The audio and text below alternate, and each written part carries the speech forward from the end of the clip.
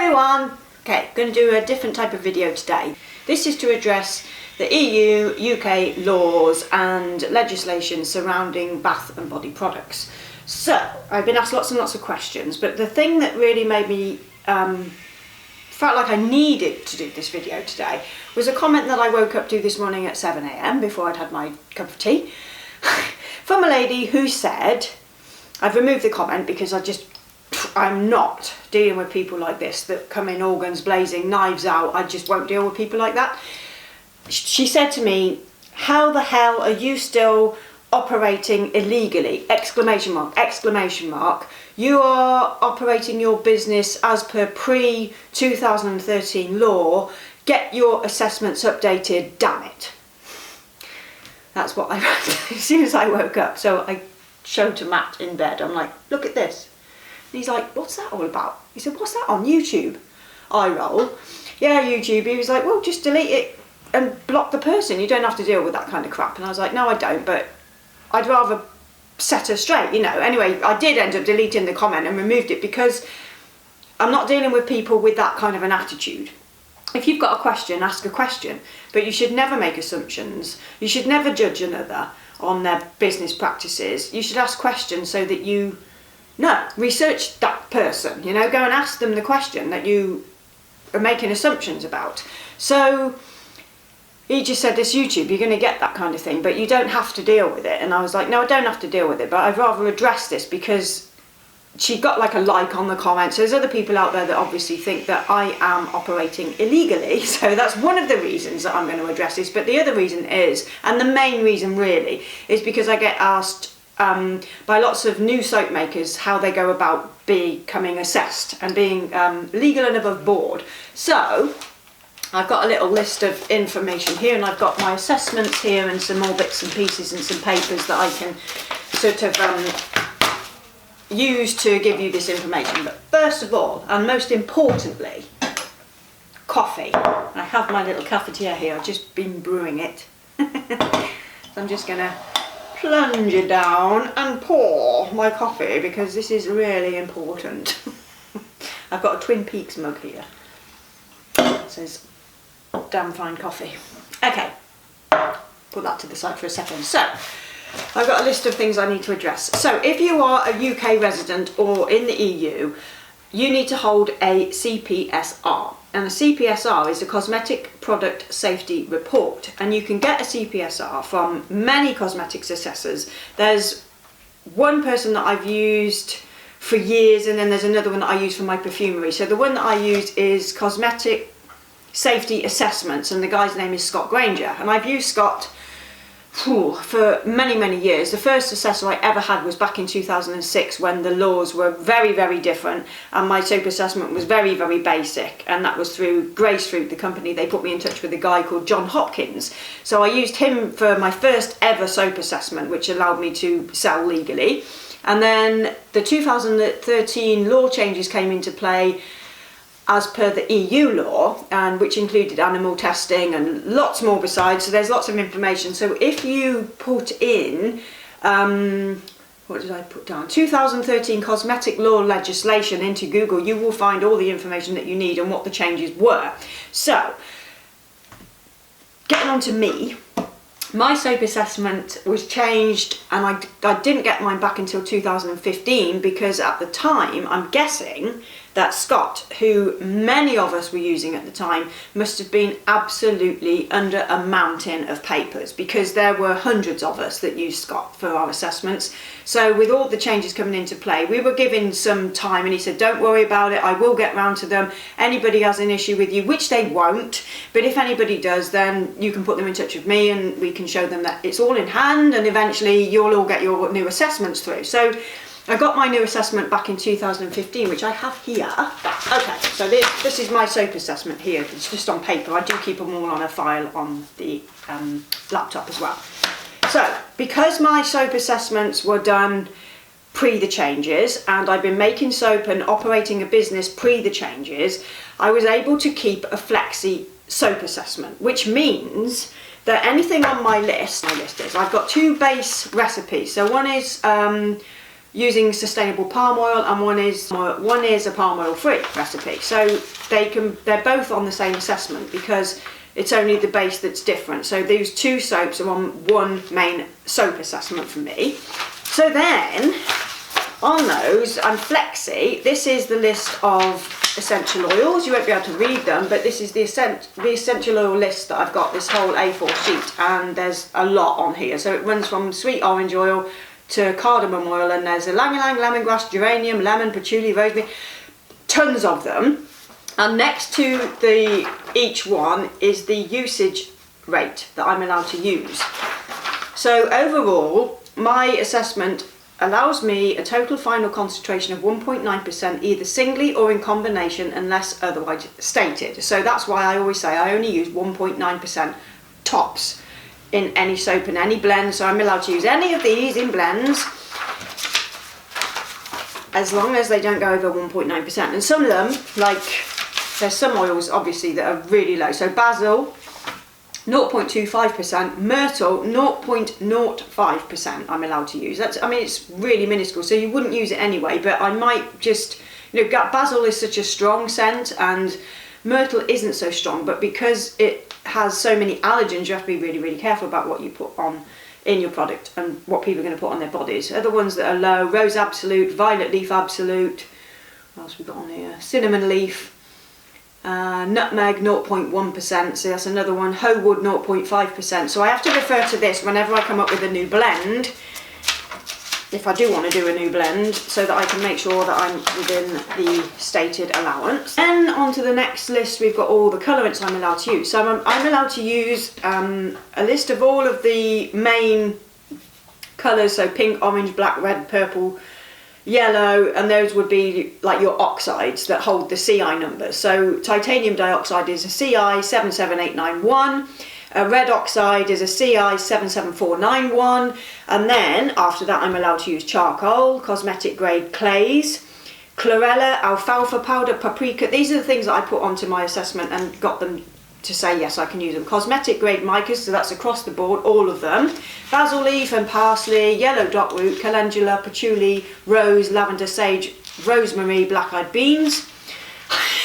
So this is an extensive Flexi assessment, and I got this one back, like I said, in 2015. So also, I will add that anything I want to add to this assessment, so say I wanted to start using a new herb, then I've also got another sheet here.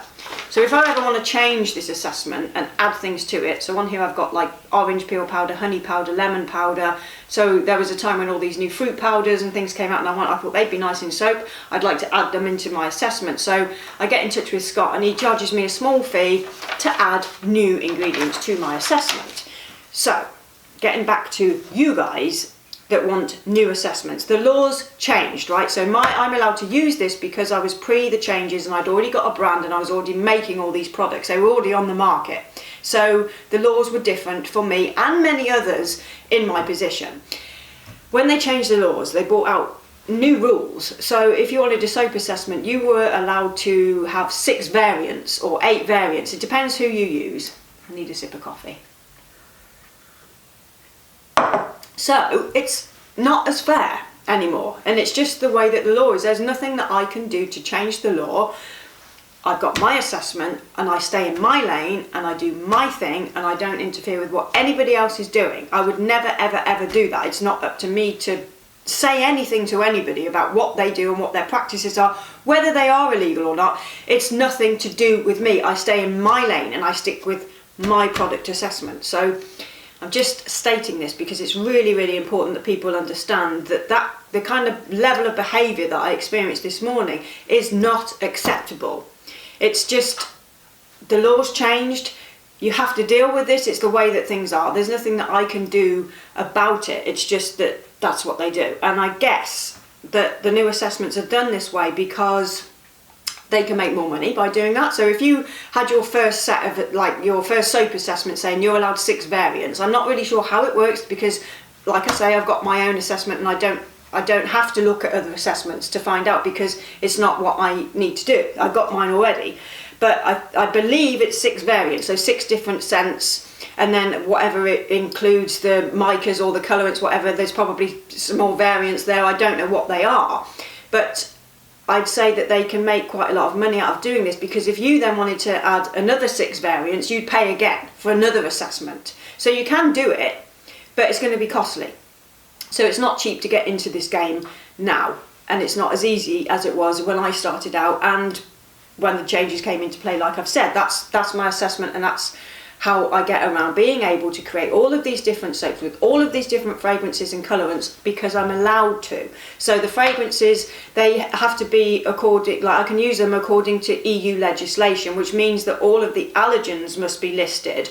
I have to use fragrances where the allergens and that information is included. So if I use somebody like Nature's Garden, they provide the EU allergen information for each fragrance oil that they list. And I've spoken to Deb, who owns Nature's Garden, several occasions, because she's like, my God, they're going to change the laws again, which something came out a while ago when things were changed for wax melts and candles, like the whole law changed again.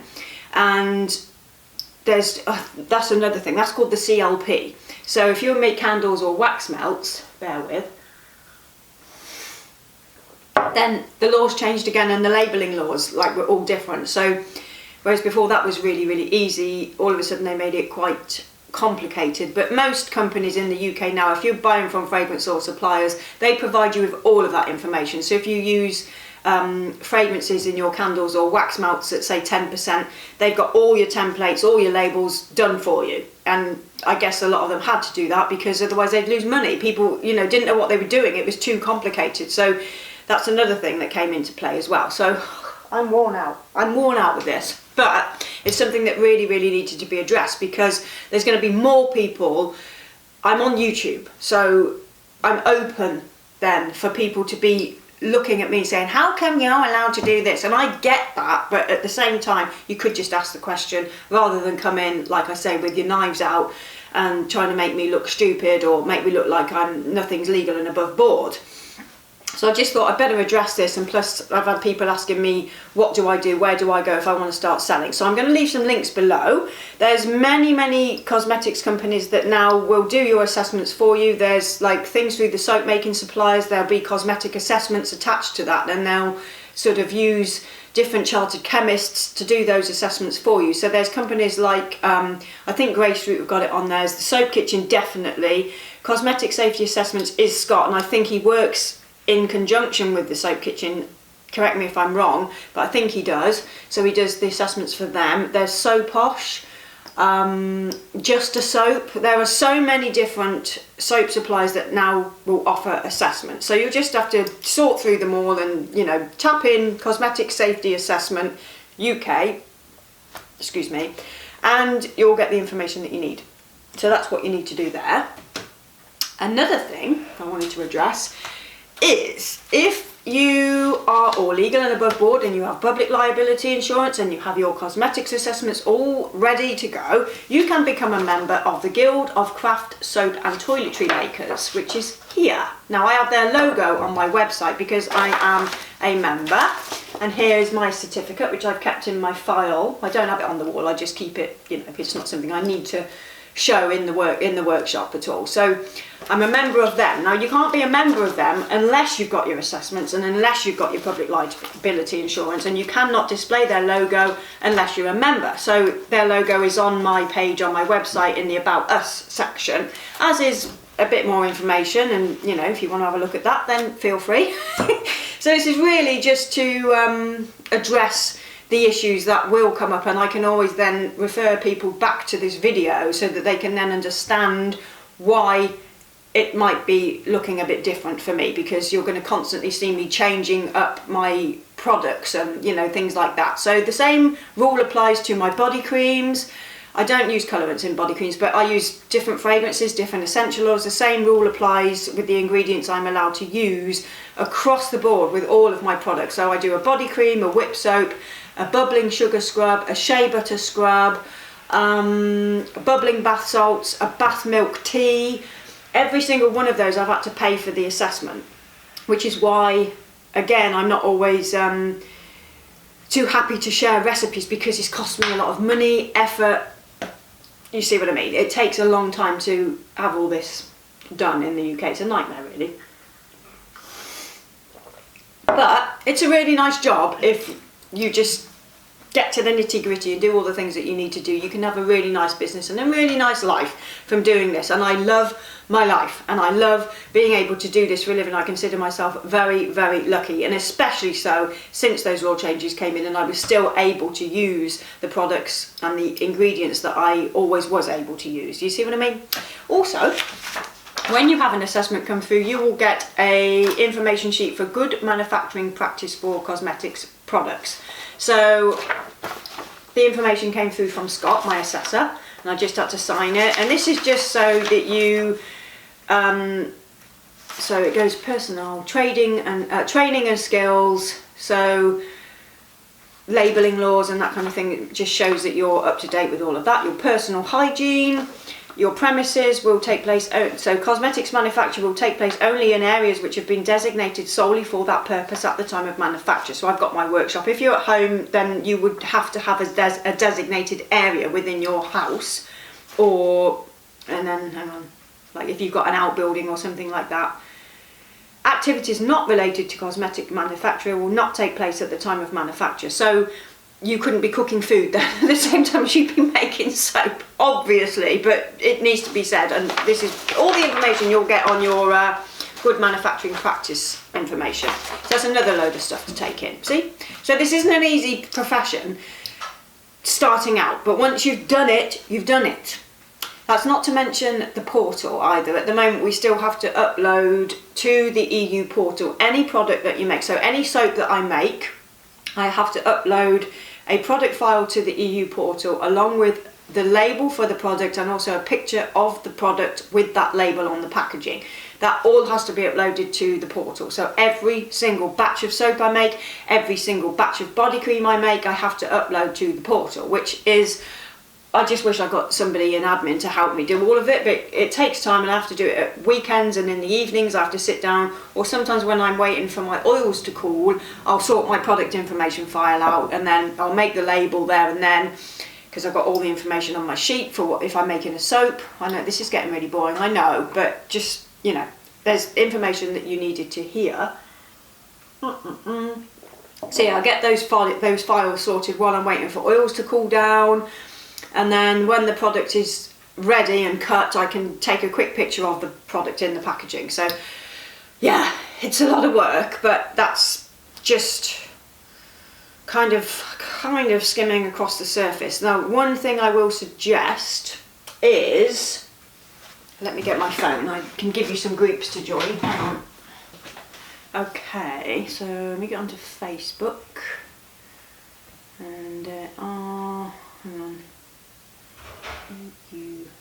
Okay, so you can join a group, EU Cosmetic Regulations 2013 discussion. And I'm a member of this group and there's 1,700 people in there, and there are countless files and a massive information on this Facebook group page. So I would highly suggest you join that, because any information that you need will pretty much be in that group. They are amazing. Like, there's people there that use their time to give you the information, and they give it freely, you know. That's a really good group. So if you have any questions, I would definitely recommend that one. I'll leave the link below to most of these things. Hold on. Okay, so yeah, I'll leave you some links below. So if you are in the EU or the UK and you need some information, I can only give you like UK based assessors because I don't know any in the EU. And sorry, I just cut out there for a second. Yeah, I don't know any assessors in the EU, so just do your research. You'll find somebody to help you. So yeah, I'll try and put some links down below for some information that you may need, along with links to that group on Facebook, because that would be invaluable for you. And that's about it. I just thought probably should address this issue before other people come running with their knives out too. Okay, so now you know what's involved in doing this for a living, if you're EU or UK based. So leave me any comments below if you've got any, or any questions, and I'll try and address them in the comments. I do read all of the comments, but if you're going to be rude, then I will just get rid of your comment. I'm just not going to deal with rudeness. So it's just, I need to address this because I don't want to deal with rude people. It's not right. You don't need to be rude in this day and age. So yeah, I'll see you for the next video, which we will be making some more soap. Okay, ta-ta.